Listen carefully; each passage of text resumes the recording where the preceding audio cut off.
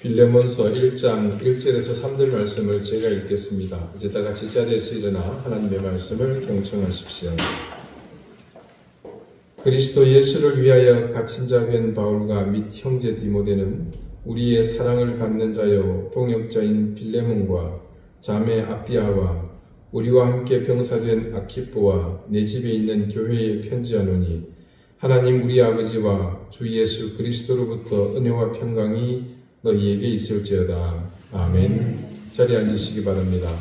하나님께서 이 말씀으로 우리에게 은혜 주시기를 원합니다.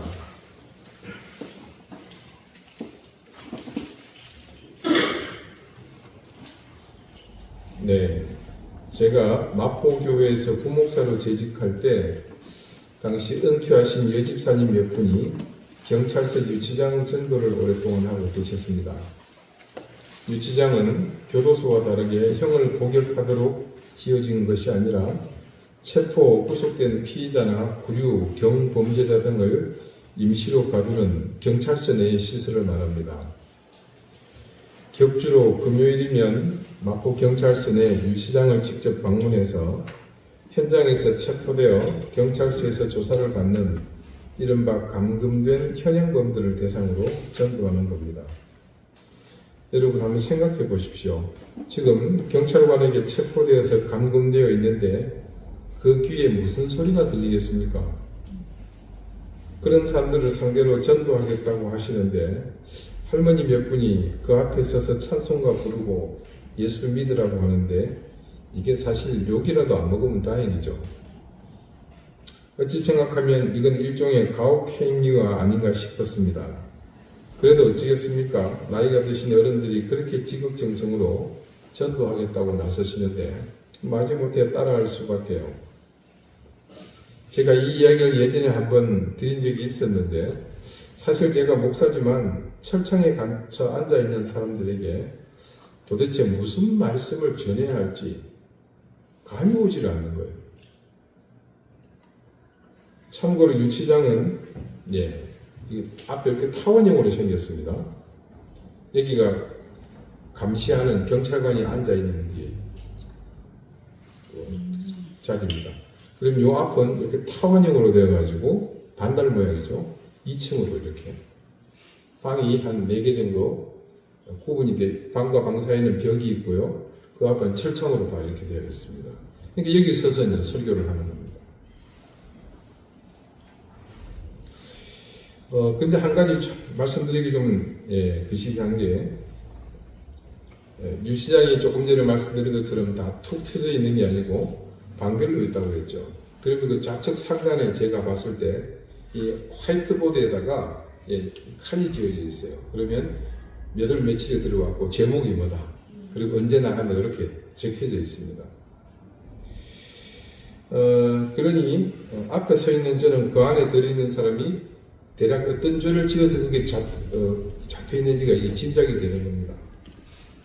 사기친 사람, 강도질한 사람, 또 강간범, 성추행범, 다양합니다.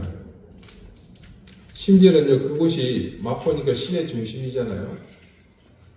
어젯밤 뉴스에 보도됐던 사람을 거기서 만나기도 합니다. 굉장히 좀 시끄러운 사건이 있었단 말이에요. 그때 체포된 사람이 그 안에 있는 겁니다. 아무튼 그렇게 시간이 되면 그곳 유치장으로 직접 들어갑니다. 마포경찰서 정문으로 들어가서 오른쪽으로 틀면 막다른 곳에 왼쪽에 조사계라는 그 방이 있습니다. 그 조사계 방을 지나서 들어가는 거죠.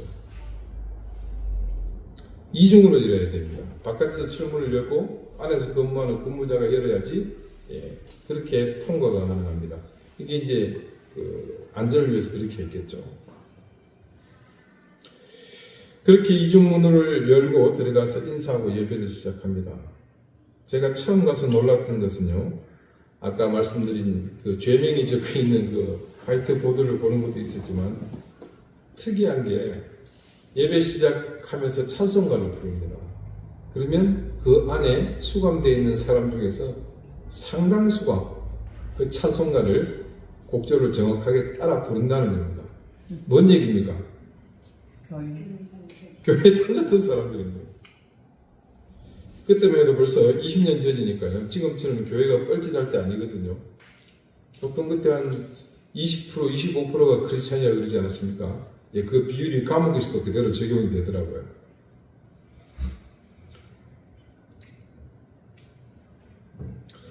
근데 제가 좀 민망했던 건 좀 살살 부르지.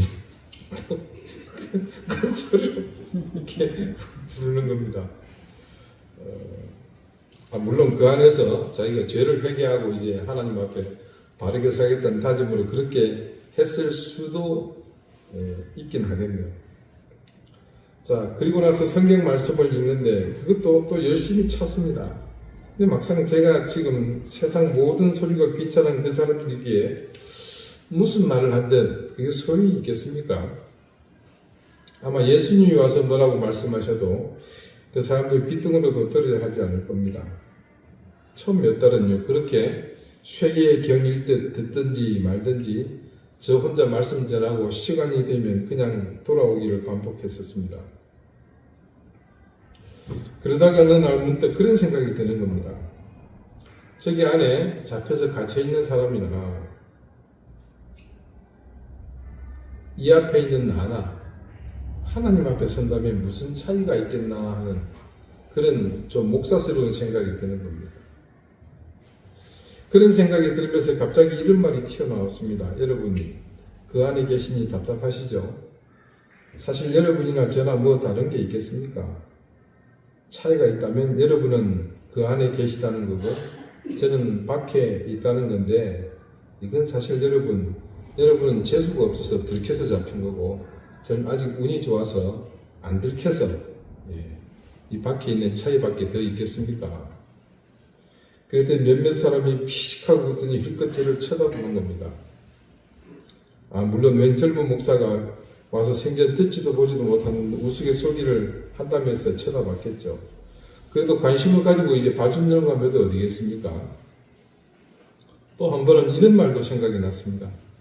여러분과 제가 처지가 다른 것 같지만 별다른 것도 사실 없습니다. 여러분과 저를 가로막고 있는 게 있다면 여러분 앞에 그 철창 아니겠습니까? 여러분은 갇혀있다고 생각하실지 모르겠지만 사실 여러분의 처지에서 보면 제가 갇혀있다고 볼 수도 있지 않겠습니까? 물론 이게 사이즈는 차이가 좀 많이 나죠. 자기는 그 좁은 세상에 사는 거고 저는 넓은 세상에 사는 건데 좁은 세상에서 보니까 너는 그 안에 갇힌 것 같다. 뭐 이렇게 볼 수도 있지 않겠냐는 거죠. 그렇게 갇혀있는 것에 관한 생각을 조금 다르게 해석하니까 그 사람들도 마음을 조금씩 열었던 것으로 기억합니다. 여러분은 갇혀보신 경험이 없어서 물론 저도 마찬가지입니다만은 감옥에 갇힌다는 것의 진정한 고통에 대해서는 사실 우리는 간접적인 이해만 있을 뿐입니다. 바울이 자신의 생애에 모두 4번의 감옥에 투옥된 적이 있었습니다. 제일 첫 번째는 바울의 회심 초기입니다. 당시 신라와 전도 여행을 하던 중 빌립보에서 잡혀서 감옥에 들어간 적이 있습니다. 두 번째는요, 바울이 예루살렘에 유월절에 갔다가 회중들 앞에서 전도하다 유대인들에게 붙잡혀서 가이사라에 투옥된 적이 있었습니다. 그리고 거기서 다시 로마로 이송이 되죠. 그게 세 번째입니다. 그리고 마지막으로는요, 이고니온과 일루리곤 지역을 세 번째 전도 여행을 할 때에 체포가 됩니다. 그리고 감옥에 갇히는데요. 그때는 시절이 좀 안 좋았습니다. 로마 황제가 아주 강력하게 기독교를 탄압하던 때라서 바울은 체포된 후에 결국 형장이 이슬로 사라지게 되었습니다. 어쩌면 바울은 누구보다도 감옥에 갇힌다는 것에 대한 이해가 남달랐을 것으로 그렇게 추측합니다. 그래서 바울은 오늘 당당하게 스스로를 일컬어 갇힌 자 된 바울이라는 말을 스승치 않고 하는 것을 볼 수 있습니다. 바울이 이렇게 말할 수 있었던 것은 그가 스스로 자신의 갇힌 처지에 대해서 어떤 수치심을 안고 있거나 아니면 그 자체를 인생의 실패로 보고 있지 않다는 사실을 알 수 있습니다. 그래서 그는 자신이 갇혔다는 것에 대해 전제를 두고 있지 않습니까? 뭐라고 말씀이 전하고 있습니까? 1절을 봅시다. 그는 그리스도 안에서 갇힌 자라 그렇게 말하고 있지 않습니까? 바울은 자신이 그리스도 안에서, 그러니까 하나님의 주권 아래에서 지금 갇혀 있다라고 말하고 있습니다. 바울이 첫 번째 말고 두 번째, 그러니까 6월절에 예루살렘에서 유대인들에 의해 붙잡혀 맞아 죽기 직전에 당시 예루살렘의 천부장에 의해서 유대인과 격리되어 당시 그 천부장이 지휘하고 있는 그 부대 영내에 따로 분리되어서 수감 생활을 시작합니다. 그렇게 바울은 예루살렘에서 구류되어 있다가 다시 가이사랴로 이송되게 됩니다. 이후 분봉왕을 거쳐 로마의 총독 앞에까지 바울이 고발이 되어 재판을 받는 과정에 당시 로마 시민권이 있던 바울은 자신의 시민된 권리로 로마 황제에게 상소합니다. 이제 그래서 세 번째 수감 생활이 시작되게 되는 겁니다.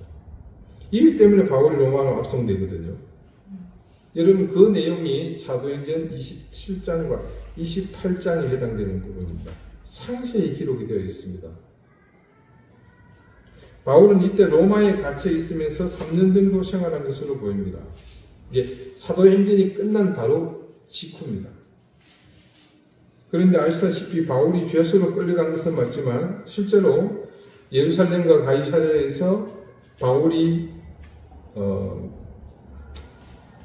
이게 잡혔을 때 이게 정확한 죄목이 있어서 그에게 형량을 구형을 한 적이 없단 말입니다.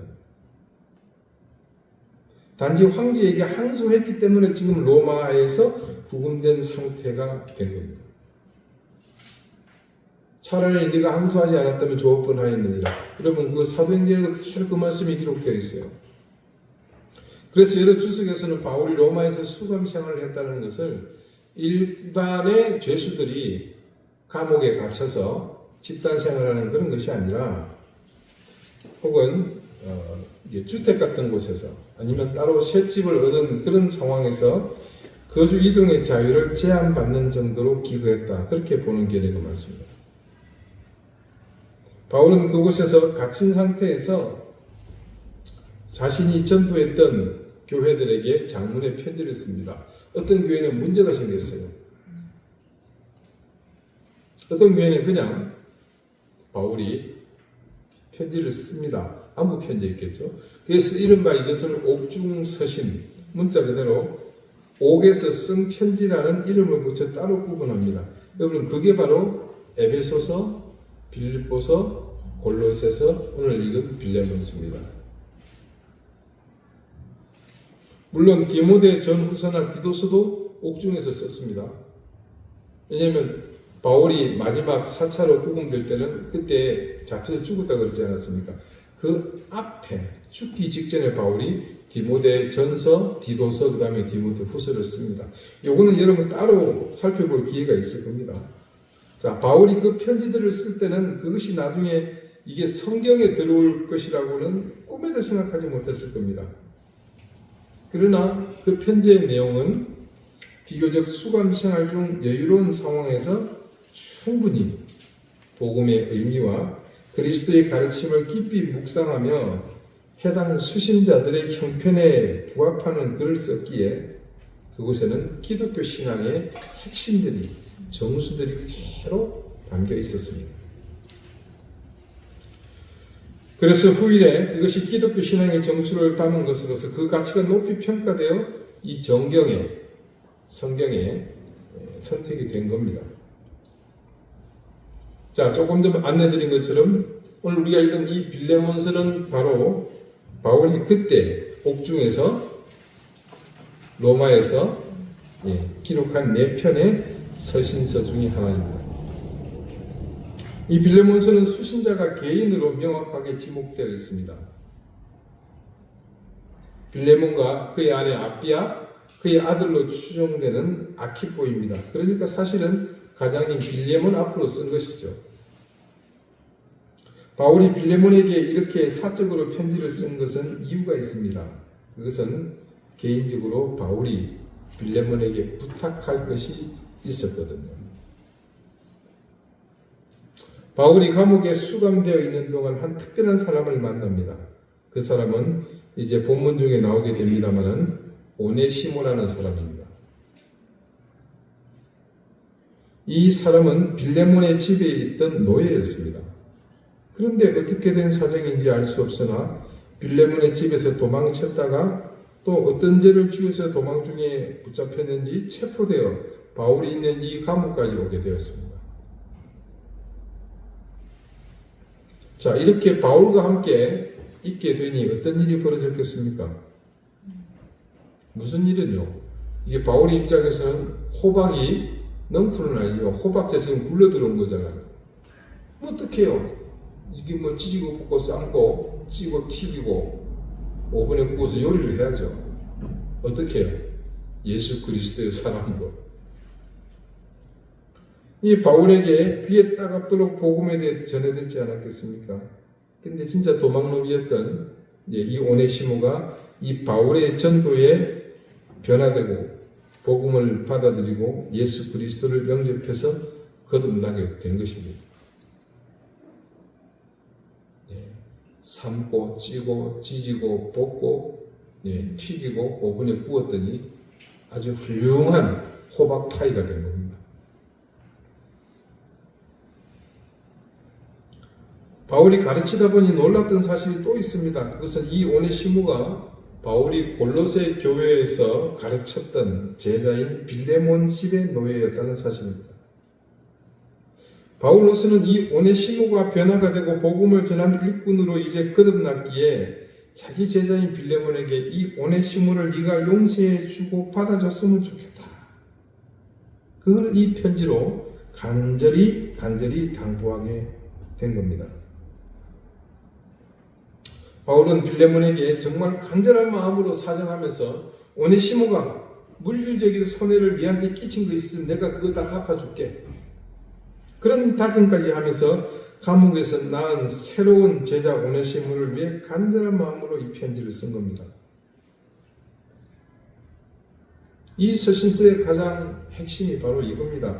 타인을 위해 바울이 제자에게 명령할 수도 있는 그 처지에서 그렇게 하지 않고 헌신적인 자세로 간청했다는 겁니다. 그리고 그리스도인의 사랑이 신분의 벽을 넘어 온전한 사랑으로 어떻게 적용될 것인지 우리는 이 말씀을 통해 더욱 깊은 통찰을 가지게 될 것으로 기대합니다. 여러분, 바울이 활동하던 이 시기는요, 서기 약 40-50년, 그 어간으로 지금 볼 수가 있는데요. 우리나라를 보자면 언제입니까? 아직,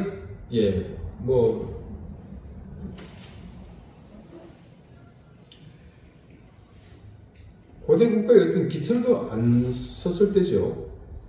저 위에 보면, 부고, 옥동, 마진변, 이 정도. 여러분, 그런 시대였다고 생각해보면요.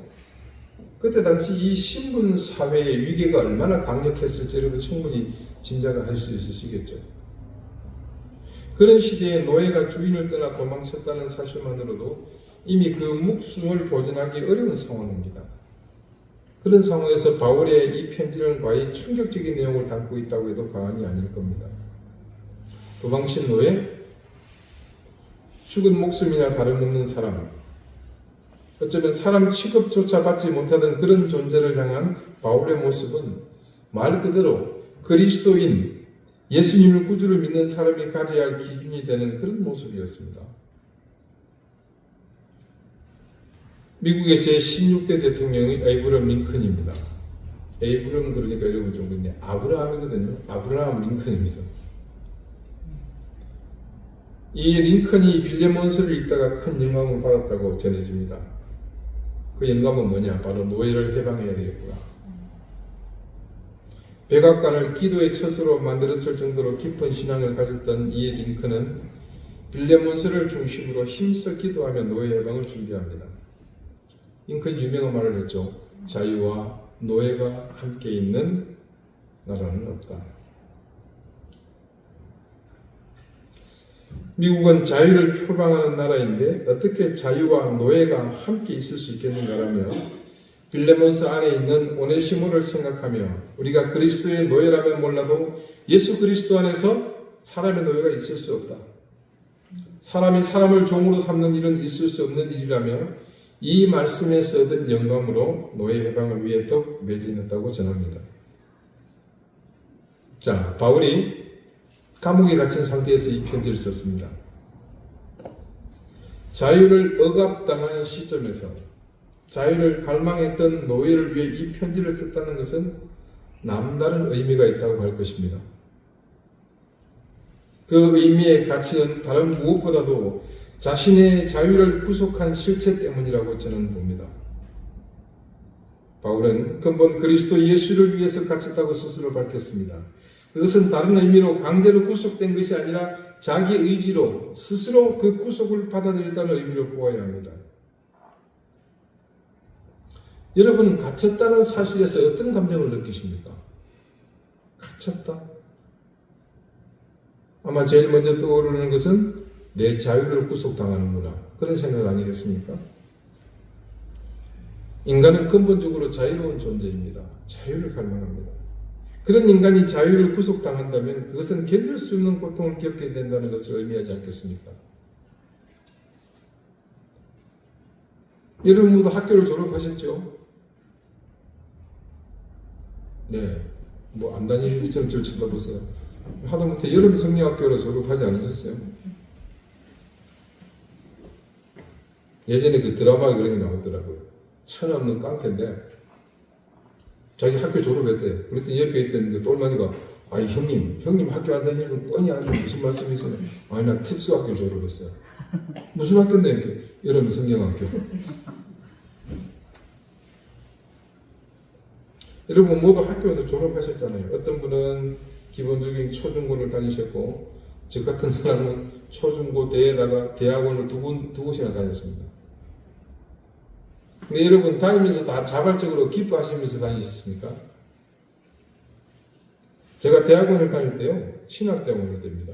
갑자기 교수님이 일이 생겨서 휴강을 하게 되었습니다. 그때 저는 너무 기뻐서 기지개를 펴면서 네, 무슨 말을 했는데 기가 잘 안 나고 아무튼 기뻐해서 뭔가 뭘 했던 적이 있었습니다. 그날 밤에 어쩌다가 그 일이 생각이 나가지고 제가 회개했어요. 그때가 30살 딱 되던 해였거든요. 야, 나이 30이 되어도 수업을 빼먹는다는 것에 내가 그렇게 화를 했다니.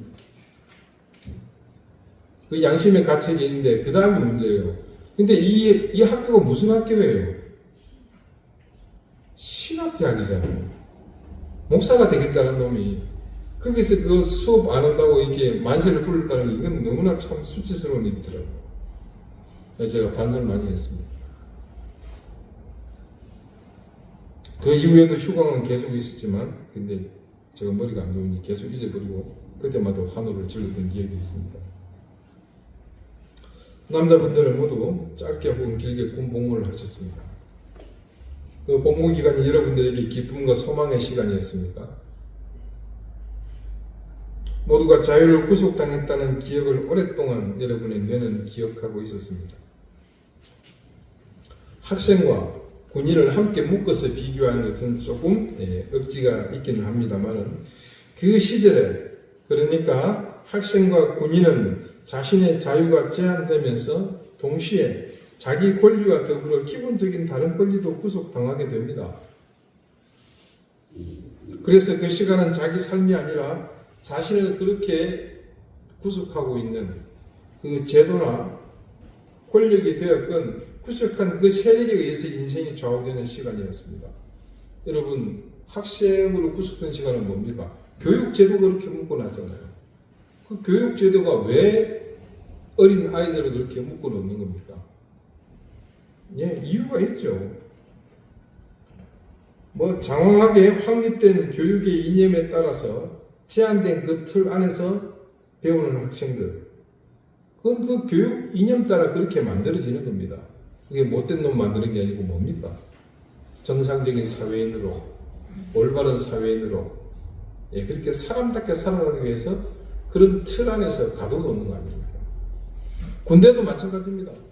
국토방위라는 중차대한 목적에 맞게 훈련하고 반복 숙달하게 해서 전투원으로 양육합니다. 군이 바라는 정예병으로 그렇게 시간이 지나면서 점차 익숙해지게 되는 거죠. 뭔가에 매이거나 혹은 구속당하는 것이 결코 속박만을 의미하지 않는다는 사실을 우리는 그래서 잘 압니다. 오늘 그래서 우리는 바울이 자신을 스스로 그리스도 예수 안에 갇힌 사람이라고 말하는 그 의미를 무겁게 받아들여야 합니다. 바울이 그렇게 말한 데는 다음과 같은 이유를 짐작할 수 있습니다. 먼저 바울은 자신의 자유보다 주님의 뜻을 더 소중하게 생각했습니다. 그 말인즉 자신의 인생보다 주님의 뜻이 자신에게는 더욱 소중한 것이었다는 말입니다. 바울은 바로 그런 사실 때문에 자신의 가장 소중한 것은 주님을 위해 포기하고 스스로 그렇게 갇힌 자가 된 겁니다. 그는 그렇게 자신이 갇힘으로 세상 사람들이 얻을 수 없는 주님을 얻었고 그분을 소유하게 되지 않았습니까? 그런 바울은 이제 단순히 자신의 자유를 넘어 무한한 자유의 세계, 더 깊고 오묘해서 고결한 그 자유를 얻게 되었습니다. 바울이 한낱 도망하여 언제 죽을지 모르는 하찮은 노예를 위해 이렇게 요즘 표현으로 영혼을 갈아 넣으며 제자인 빌레몬에게 간청할 수 있었던 그 힘이 바로 여기서 나왔던 겁니다. 여러분, 나의 자유와 맞바꿀 수 있는 것이 과연 세상에 무엇이 있겠습니까? 천하를 주고 바꿀 수 없는 것이 우리의 자유가 아니겠습니까? 그런데 그것을 주님을 위해서라면 바울처럼 당당하게 내놓을 수 있지 않겠습니까? 왜냐하면요, 우리가 주님을 위해 그 자유를 내어드린다면, 그래서 주님 때문에 갇힌 자가 된다면 이제 후로는 우리의 인생이 그분으로 살 수 있게 될 것이기 때문입니다. 나의 자유가 제한을 받지 않고 마음껏 발휘된다. 여러분, 그렇게 해서 내가 궁극적으로 얻을 수 있는 것이 과연 무엇이겠습니까? 불완전한 나의 권리, 세상에서 지금 그렇게 부르짖고 있는 내 인권이 과연 주님을 떠나서 세상 가운데서 인정받는다고 한들 그 가치가 과연 어떤 의미가 있겠습니까? 그래서 바울은 자신이 누구인지 알고 또한 인간의 유한함을 알았기에 주님 때문에 갇히는 것을 두려워하지 않았고, 그래서 자신이 그리스도 예수를 위해 갇힌 사람이라고 당당하게 말할 수 있었습니다. 여러분, 예수님을 위해 스스로 갇히는 것을, 자유를 구속당하는 것을, 나의 의지가 제한받는 것을 두려워하지 마십시오. 우리가 주님 때문에 갇힌 자가 되거나 자유를 구속당하거나 내 의지가 제한당하면 그때부터 주님께서 나를 대신해서 내 인생 가운데 주권자로 안주한다는 사실을 믿으십시오. 그때 우리는 성경 말씀 속에서만 알던 자유, 설교 말씀을 통해서만 들었던 그 자유, 우리의 입에 습관처럼 달라붙어 있던 추상적인 의미의 자유가 아니라 진짜 자유를 소유하게 됩니다. 사랑하는 우리 이든교회 가족 여러분, 비단 그리스도 안에서 갇힌 자가 되는 그런 구속이 아닐지라도 우리가 진리의 말씀 때문에 포기하고 혹은 제한을 받는 일이 생기는 것을 기뻐하십시다. 그것은 주님이 당하신 모욕과 수치를 우리가 먼저 감당하는 길입니다. 그러나 정작 주님이 당하시는 모욕과 수치라는 것이 얼마나 모순된 일입니까? 창조주 하나님께서 모욕을 당하실 일의 실체가 무엇이겠습니까? 여러분, 진리이신 주님께 있는 수치라는 것의 실체는 또 무엇이겠습니까? 우리는 압니다. 이때 말하는 이 모욕과 수치의 실체가 무엇인지 말입니다. 불완전한 인간, 그런 인간의 탐욕이 감당할 수 없는 큰 힘을 가질 때 나타나는 현상 아니겠습니까? 거대한 세력에 취해서 교만에 빠진 인간이 하나님을 향해, 우리 주님을 향해 쏟아내는 것 아니겠습니까? 이미 우리는 바울과 같이 전적인 갇힘은 아닐지 몰라도 많은 것에서 그리스도 안에서 함께 갇힌 사람들입니다. 여러분, 이게 무슨 의미인가 싶으시죠? 어려운 거 아닙니다. 오늘 우리가 함께 예배하는 이 시간도 사실은 그분의 이름 안에 우리가 함께 갇혀 있는 거잖아요. 여러분 여기 안 계셨으면 지금 뭐 하겠습니까? 온 사방천지로 칠랄레야 팔랄레야 니나는 얼씨고 저씨고 좋다, 지와자 좋구나. 예. 우리 얼마만큼 자유롭게 뛰어놀겠습니까? 그런데 우리가 예수 그리스도 안에서 이곳에 우리 스스로 갇히지 않았습니까? 그분 안에 갇히는 것이 많아진다는 것은 우리가 욕망에 허덕이며 탐욕의 시간을 사는 그 삶을 버리고 내 삶을 주님께서 주장하시도록 더욱 우리 자신을 내어드리게 되는 것을 의미합니다. 그러므로 여러분, 주님 안에 그분의 이름으로 갇히는 것을 기뻐합시다. 그리스도 예수의 이름으로 우리의 자유가 구속당하고 우리의 권리가 제한받는 것을 즐거워합시다.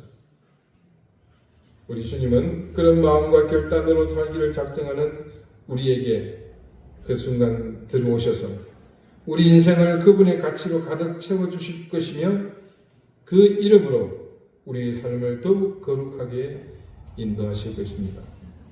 기도드리시겠습니다. 주님, 우리가 주님의 이름으로 갇힌 자 된 삶을 살기 원합니다. 구원받은 자녀로 그리스도인으로 감당하는 지금의 소소한 갇힘과 구속보다 더욱 깊이 그리고 더 많이 주님의 이름으로 그리고 주님의 권능 안에서 그렇게 살기 원합니다. 유한하고 불완전한 인간이 나아갈 자유와 갈망의 끝이 어딘지 알기에 우리는 그런 자유와 갈망을 주님의 소욕으로 채우기를 원합니다. 그래서 우리의 인생을 창조주 하나님, 거룩하신 선자 예수님, 그리고 성령의 은혜로 채워나가는 그런 인생으로 살기 원합니다. 예수 그리스도 이름으로 기도드립니다. 아멘.